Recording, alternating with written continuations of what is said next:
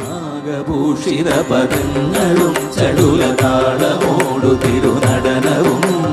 ഭസ്മഭൂഷിത മുരസ്ഥലം പരിണചർമ്മവും മണിഗണങ്ങളും വാസുകി പരിവിശോഭിതം വിമലവക്ഷസുംഭവഭയാവകം ചന്ദ്രശേഖര തെളിഞ്ഞു കാണണം അന്തികേ മമ സദാശിവ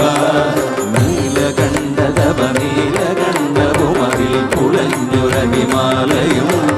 ഭൂവിശോഭ വഴിയും കരങ്ങളിൽ ഘമഠമാരവകളും തുണി ശൂലപാണേ